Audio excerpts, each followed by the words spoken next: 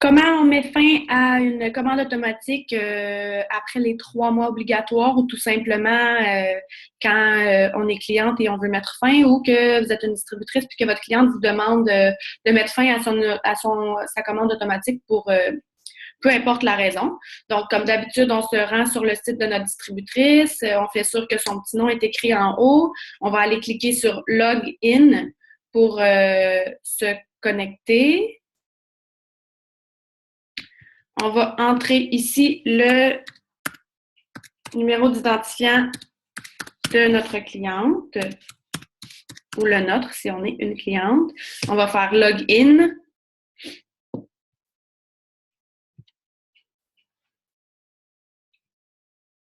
Ça, c'est quand on n'est jamais allé sur notre compte. Hein. Quand on n'est jamais allé sur notre compte, la première fois qu'on y va, on doit accepter les termes et conditions de la compagnie.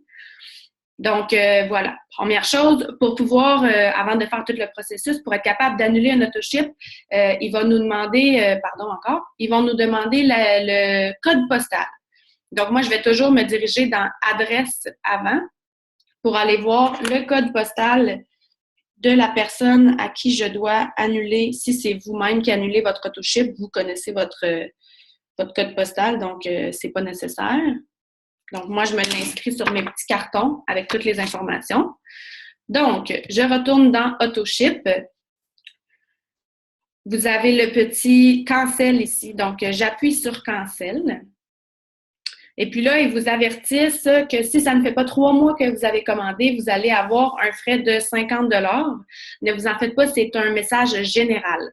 Donc, jusqu'à la fin, ça va vous dire, attention, il peut y avoir un frais de 50 $, mais si le 3 mois a été respecté ou le 60 $, si vous avez mis 60 $, ça veut dire que vous n'avez pas d'autoship. Donc, normalement, vous n'avez pas à l'enlever. Ou si, par exemple, vous aviez mis un autoship, vous êtes cliente depuis plus d'1 an ou plus de 6 mois, puis là, vous êtes mis un autoship pendant 2 mois, vous voulez l'enlever, il n'y aura pas de 50 $. C'est vraiment un message d'intérêt général.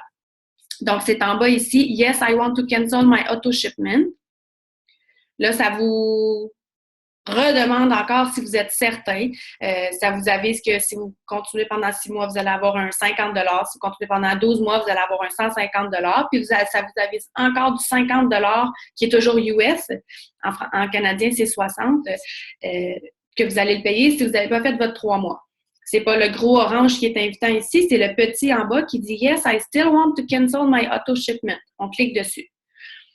Ici, ça vous demande de choisir une raison. Vous pouvez tout simplement choisir Completed 3 months.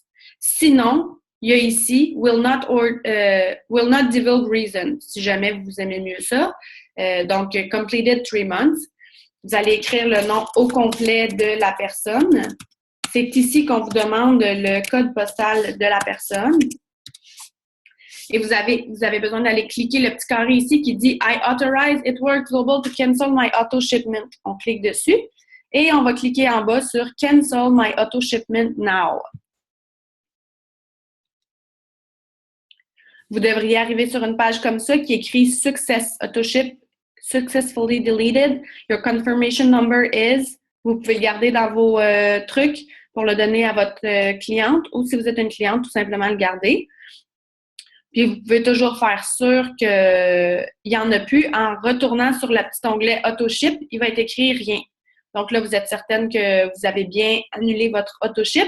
Puis normalement, vous allez aussi recevoir, si vous êtes cliente ou si vous êtes distributrice, votre cliente va recevoir un email de confirmation pour dire que l'autoship a été annulé.